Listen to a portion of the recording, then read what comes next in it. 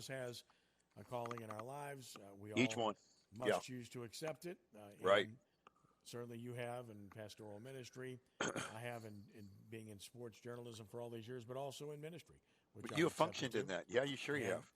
bottom line is you have to be willing to accept and move Yeah. on and don't say no, but to say yes when the Right. calling occurs. And it's a pleasure to welcome a guy who's been called now to journalism for a living. And it was great to be there at the start when he first got started because you could see what he was capable of doing. What a great writer. Gone on to do terrific things, and of Yeah. course continues to do that for the Athletic now, covering the New Orleans Pelicans. Of course, he's got nothing to talk about right now. Right? Nah. Got everything to talk about. Really?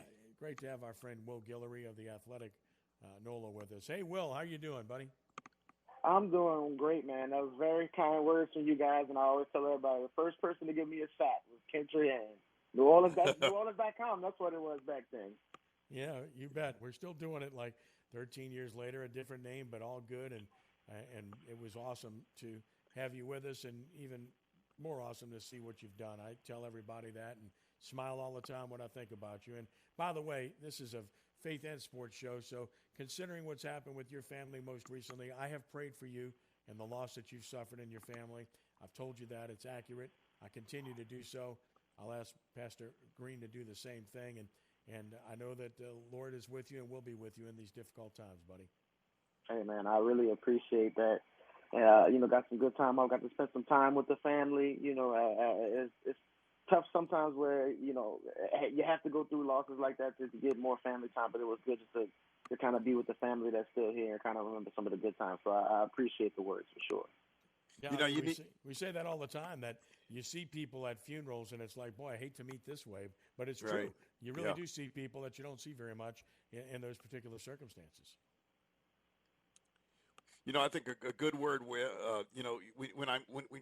Kenny's talking about you, what he says to you right now, he says about you privately and about proud of what you've done and what you've accomplished, but what you've walked through right now. I just want to encourage you with one word. The scripture says it this way, and sometimes when we're going through it and we're walking through grief, and we all walk through those things. But you know what the word said? The word says the Lord is near to those who have a broken heart.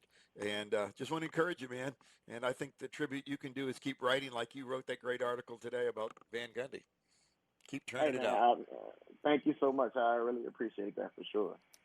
Will Guillory with us from the Athletic NOLA. And, of course, the news is that the Pelicans have hired Stan Van Gundy. And, look, I'm one of those half-full guys in terms of the glass. I'm always going to try to see the positive, always going to try to see the encouragement here. And there's obviously a lot of positive for a guy that he's still got game. He's 61. No, he hadn't done it for a couple of years. He's had a chance to kick back and analyze, including this team. But he's got a record.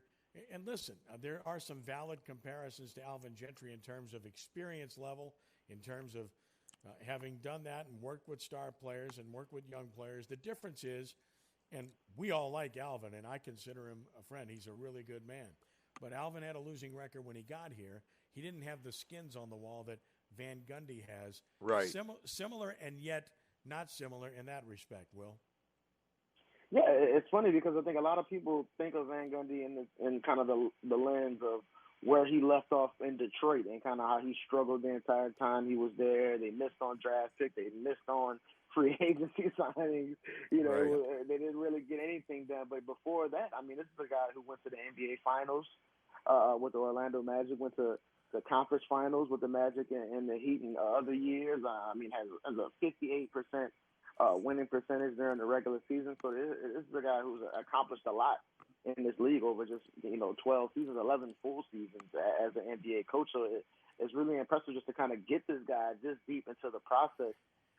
But the big thing also, I think just talking to people around the Pelicans, I think they really love him as a teacher. They really want a guy who can kind of mold these young fellas. They have so many guys on this team, 25 or under, so many of them, just haven't been in big games, haven't been on teams, that's played for real stakes. So I think having somebody that's been there and done that to kind of lead them along the way, I think was huge in this hire. In watching the seasons of, like, even going back to Monty and going back to Alvin, these guys were buttoned down, pressed, sharp guys. Their demeanor was pretty quiet. They're getting a guy that comes off like an unmade bed sometimes, and they kind of. And I sat home a few times and I said, Alvin, you need to be screaming at him, or Monty. I think they've got the guy that's going to light their fires. It looks like.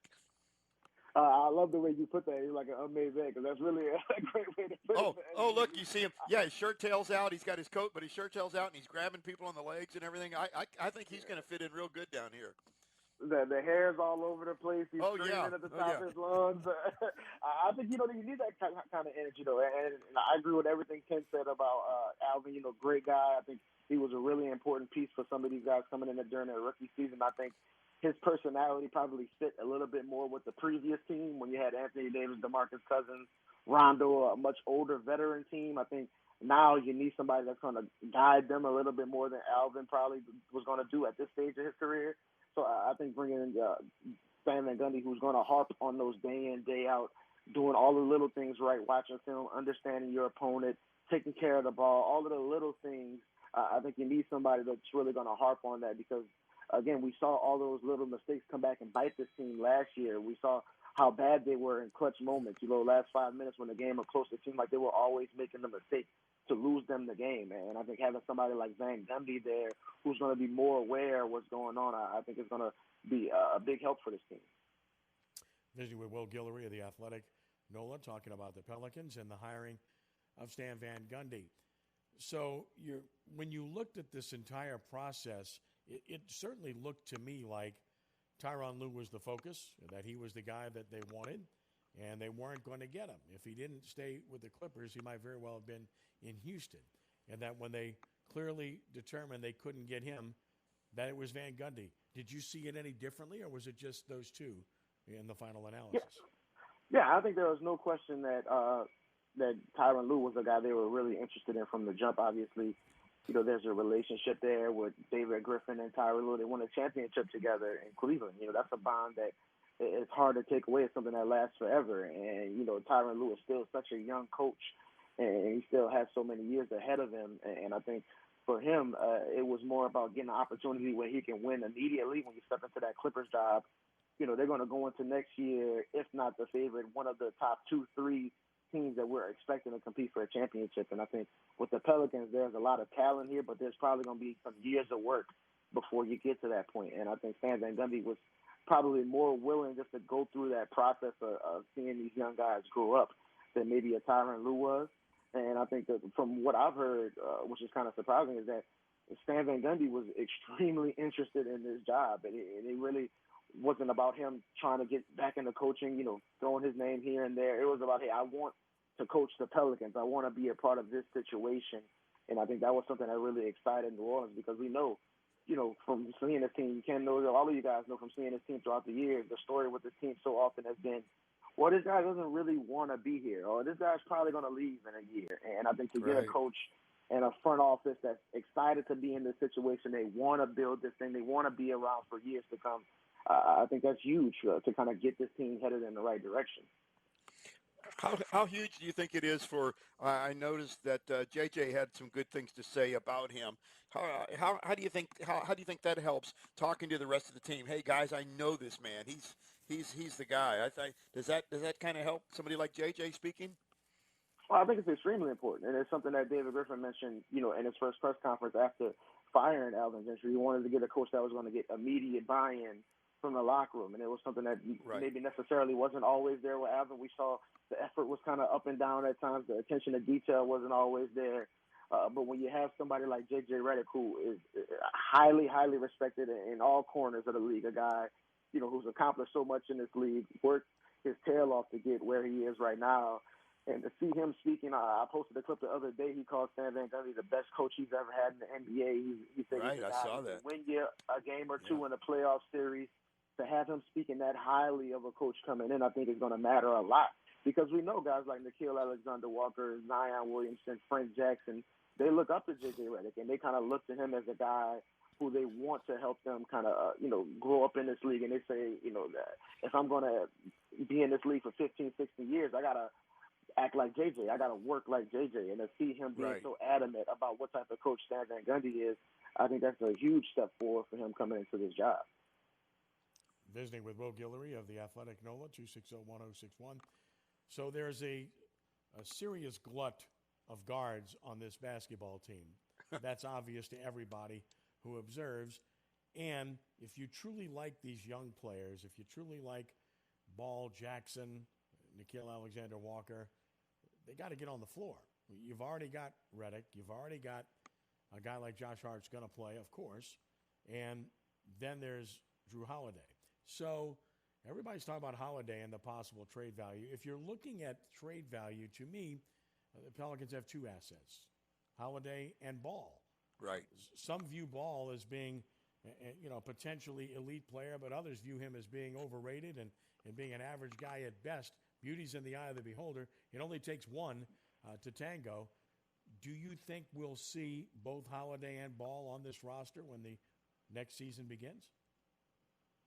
If I had to make a bet, I would say I think they're going to give this group a chance to kind of see what they can do under Van Gundy. I think they were really excited about what they saw from Lonzo, kind of from that period from Christmas up until when the season shut down. He was, shooting around 40% a game. He had a couple triple-doubles in there, a couple nights where he was hitting like 5, 6, 7 threes. I think that was probably the best basketball he's played in his entire NBA career, and a big part of it was him just finally getting healthy. I think the big story throughout the first couple of years of his career is that he was constantly kind of dealing with little ankle injuries or back injuries, and he could never really get a long stretch of games under his belt where he can really get a feel for what he needs to do to be successful. And I think he finally was able to do that in New Orleans last year up until the shutdown. And I think a big thing, and for me, whenever I think of Lonzo and his team, I always go back to how much he helped Zion. And I think even though Lonzo has a lot of frustrating aspects in his game, and, he doesn't get to the rim enough, he doesn't shoot free throws well, he's up and down with his three-point shooting. But I think you saw from day one the connection between him and Zion, and I think having a player like Zion in his style of play, I think having a point guard who can give him the ball and focus on finding ways to make the game easier for him, I think it makes Lonzo even more valuable for this squad. So I think you kind of got to live with some of the mishaps that Lonzo has there, because if he's going to make your best player better, then that makes the entire team better. Cool school of thought. Like, what about the center position? You got a young guy who's got loads of potential. He needs to be bulked up some more. He's fun to watch when he's loose. But what are they going to do there? I know they've got to have some help there. Yeah, I think that's probably one of the more interesting things with this team going into the offseason. I think all the talk is going to be about Drew Holiday, of course. But I think what they decide to do at center is kind of still up in the air at this point. I think they really liked what they got from Derek Favors last year. You saw how much they kind of settled down on defense once he got back into the lineup. They kind of put everybody else in the right position. I think Jackson Hayes did a lot of good things for a guy who they really didn't expect to play much as a rookie, but still, he was real skinny out there, got pushed around, had trouble at times, getting in foul trouble, exactly what you would expect, from a 19-year-old center kind of getting thrown into the fire. So I think there's a real question about whether you bring Favors back because of the fit he has next to Zion. I don't think he was necessarily the guy he was in Utah. So I think they might do a little bit exploring in free agency. Personally, I think they would probably be better off getting somebody who's more of a floor spacer, a bigger version of Nicolo Melli, I would think. But I wouldn't be surprised to see Favors back around because, again, once you hire a coach like Stan Van Gundy, it's more likely you're going to bring those veterans around to help him kind of win at the pace you would expect him to do. So I think they're going to do a little bit of shopping around, but maybe Favors comes back, maybe not. But I would probably lean towards going in a different direction. Yeah, I would definitely go in a different direction, and I respect Favors. He's a pro. But this team was a very poor defensive team. And when you're a poor defensive team on the perimeter, what can be your saving grace is having that rim protection. And they don't have that.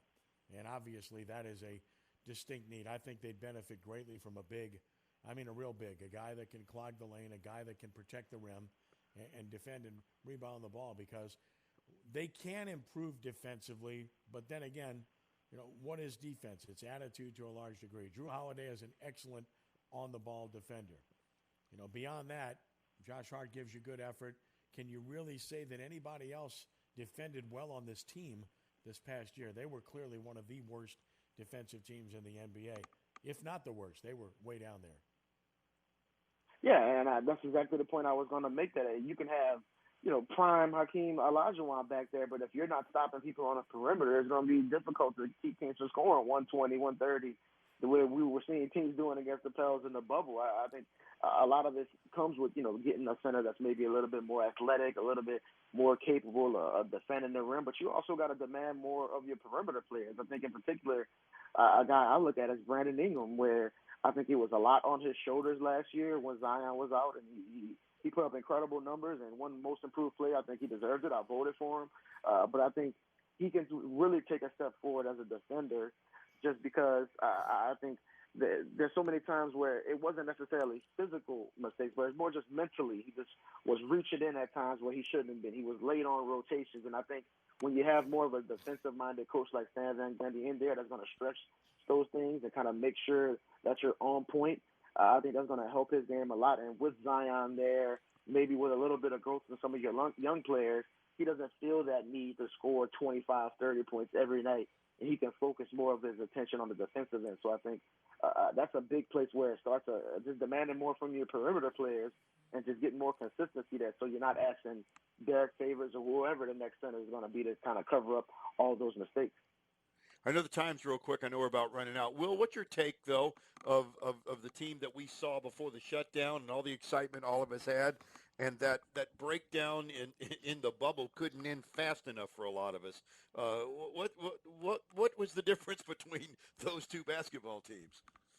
Yeah, it was extremely strange to watch. I mean, I know it. I thought before the shutdown, I would have told anybody that I thought they were a lot to make a run for the playoffs. Not only just we were all saying that. We all said that. Yeah, I mean, they have the easiest schedule in the league, and I thought Zion was playing at a semi-all-star level. We saw, what Bi was able to do. Alonzo was playing at an extremely high level, and I think those guys just kind of fell out of the rhythm they had for whatever reason. I think Zion obviously wasn't the same guy. I think it's the ongoing issues with his physical shape and him making sure his weight's in the right place. And I think that's something that has to come to an end going into year two. We no longer need to have those conversations. But I think it kind of starts with now that he's got a little bit of his rookie year under his belt. And listen, the guy's only got 24 games. But still, I think he has to come up. Zion has to take a little bit more ownership of being the face of this franchise and being a guy that you could depend on night in, night out. And I think it's understandable for him to kind of take a slow approach early on when you miss so much of your rookie season. But now with a full offseason healthy new head coach, I think he's got to come in and play at a really high level. And if he does, I think the Pelicans will be right there in the mix. And I think Van Gundy will command his respect. And I think a coach like this will be able to discipline a younger team, whereas somebody with less experience would have trouble with that. In this league, it's hard to be a disciplinarian if you have veteran players, you have younger players different, and if you've got skins on the wall different. I think that this coach can demand things. And on that particular line of thinking, last but not least, with Williamson, it certainly appears to me that he would be best suited to play at 20 pounds less, 15, 20 pounds less.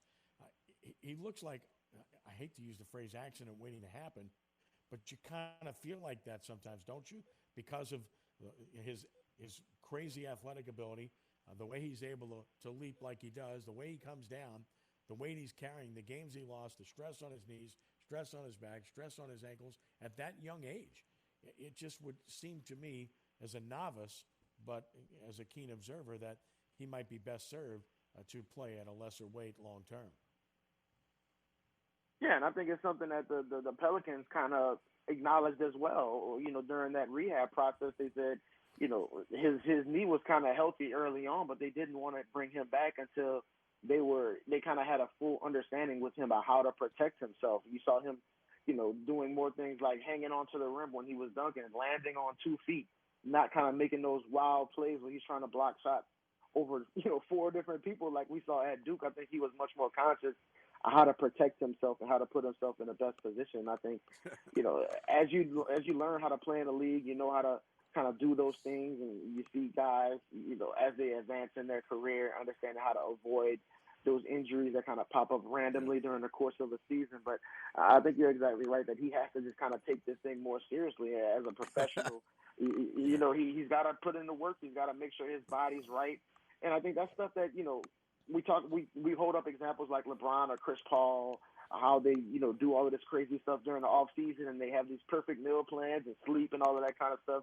But that's stuff you learn over the course of your career. Right. And, you know, and I think we got to remember this guy's still very young, still very early in his career. So I think that stuff is going to come over time. But again, I think he has to take that responsibility of being the number one guy on this team. And that's a lot to put on your shoulders, but it's something that he's going to have to deal with for the rest of his career. And he's got to take that mentality now and kind of run with it. He's the only guy I've ever seen blow out a tennis shoe, too. He's so powerful, man. He's got to control it. It's crazy, man. When you stand next to him in person, he looks like Sheldon Rankins or a D tackle or something, and then you see him on the court, he's doing 360 windmills. It's insane. It's freakish. It really is, and he's a good kid too, and a guy you want to see succeed. Amen. Just as we want to see the Pelicans and Stan Van Gundy succeed. Just as we're watching Will Guillory succeed with the Athletic NOLA. Follow him on Twitter at Will Guillory. Will, listen, thanks again. We appreciate it. Keep up the great work, and again, blessings to you and your family. You hear? I really appreciate it. I always love coming on the show. Thank you, guys, and y'all have a good one. Be blessed, Will. Thank you, Will. That's Will Guillory of the Athletic NOLA.